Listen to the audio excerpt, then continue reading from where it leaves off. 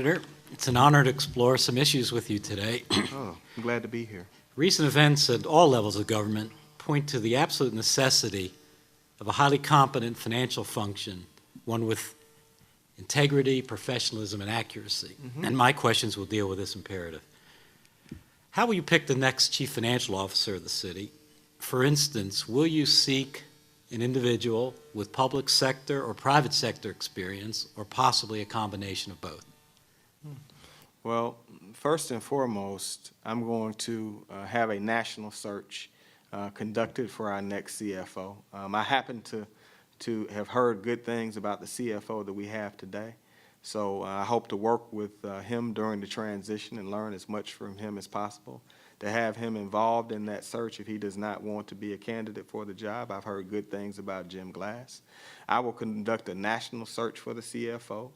I will include on my search committee experts from the local community. I want a panel of somewhere between 5 and 7 people, not too large, to counsel me on not just the CFO, but also the deputies under the CFO.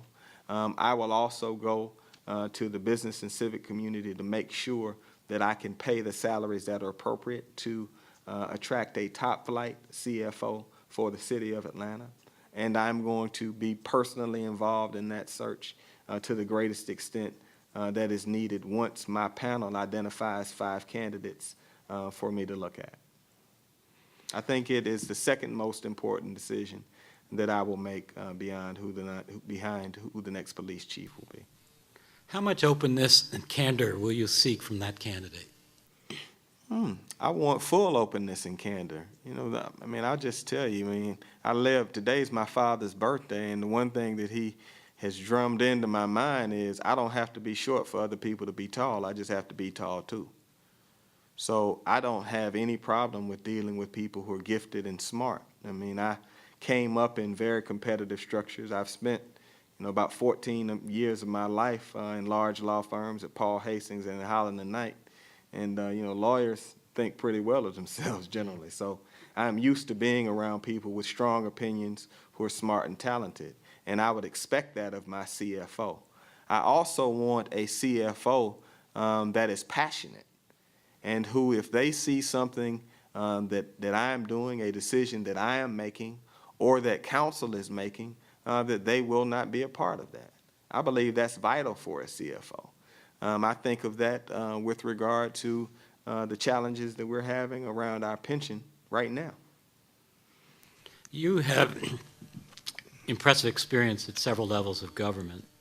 How would you propose to mentor and supervise your CFO?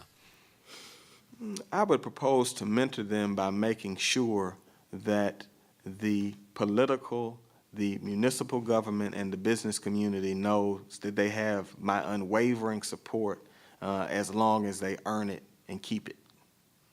I think that for a CFO to be strong in the city of Atlanta, they have to have a mayor that backs them fully, because they're going to be giving tough advice, rendering tough decisions, and if you see a gnat's eyelash length space of light between a mayor and a CFO in a political environment, it weakens them. But you have to earn that day in and day out. I think it goes both ways. I think that my CFO and I will be a part of a team, and we will have to rely on one another. And as long as they keep my confidence, I will back them fully. The other part, I think, is you will have to go and make sure that you introduce them to the Atlanta community if they're not from the city of Atlanta already. The third thing that I will want them to know is that I love and welcome input from people in the civic community who know how to do what we're trying to do in the city of Atlanta well. One of the first phone calls I made when I decided to run for mayor of Atlanta was to Peter Amon. Peter Amon has led Bain & Company's efforts at the city of Atlanta for more than 8 years. So now when you generally read the AJC or an article about the city of Atlanta, you hear a constant reference to the Bain report as a baseline for municipal government in Atlanta. Well, if you ask Peter, he will tell you, I introduced Peter Amon to Mayor Franklin. After the mayor won, Peter Amon called the campaign office and wanted to give, wanted to help the community. His message was back when you used to have those pink message pads. His note was in the long stack of messages. I called him. We met. He met the mayor. We were facing an $82 million budget shortfall, and it was essential to have him. I cite that example because he is a co-chair now. He has unquestioned integrity and has done phenomenal pro bono work for the city of Atlanta. So I have shown what I think about talented people, and that's the kind of CFO I would have. I mean, not in that space, but that's how I would treat a CFO. I would want the smartest and most capable person I could find, because I do not want us to face what we have faced again. I mean, to have the kind of deficits that we have encountered without having a lead time to know that we were having these challenges and they were coming, I think has really cost us a great deal of support among the people of Atlanta. On that very subject, how will you enhance public visibility and participation in the budget process?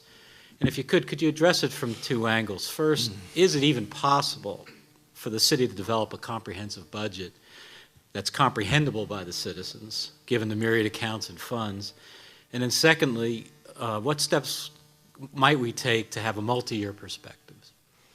Well, I do believe it's possible. I think it's going to take about 24 months. I think that you encourage public input the same way that you do when you really want to involve citizens. I mean, I am a big fan of the town hall meeting and of going directly to voters.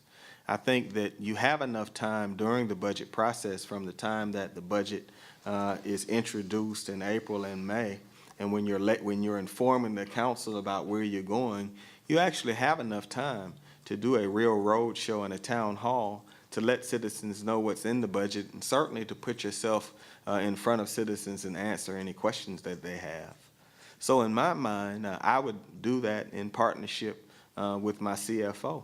I think it would be a very healthy process for the city of Atlanta, and I also think that it would give citizens much greater confidence in the information that they're receiving. I will also share that I would like for Atlanta's financials to be audited by one of the big four accounting firms, which we do not do today. I would like a Price Waterhouse, a KPMG, a Deloitte to do the audit of the city of Atlanta. Now, that's going to be very tough, but if Coca-Cola, with operations in 200 countries, can have an audit and a clean audit, I think it will take Atlanta time, but that has to be where we're going. The reason I think that is so important is, you know, we have a lot of debates in Atlanta about what the numbers are. And I don't want the audit to be pro bono either. I want to pay for it. Because when you pay for the audit, all of the liabilities come with it. And I think that it would be an excruciating process for the city to go through. But at the end of the day, we could stop having these conversations about how much money the city has. We could stop having these conversations about waste and mismanagement, and at least all be having a conversation off the same set of books. When have we done that in Atlanta? One final question. How will you work with the CFO to make sure that we have the right people in the right jobs and that we keep the right people? By partnering with the new CFO to select the senior management team and build it out, and by deferring to them and trusting them to build their team once I make that selection. You know, what I think will be one of the legacies of the mayor will be that at the end of the first term, at the end of Mayor Campbell's term, we had a very tough time recruiting the best and the brightest to the city of Atlanta. I mean, I would just tell you, I mean, I was in those search meetings, and it was tough. And while Atlanta is facing tough economic times right now, I do believe that we have a government with high integrity, and I do believe that we will be able to recruit a better cadre of individuals to run this government. And I think that's going to be very important.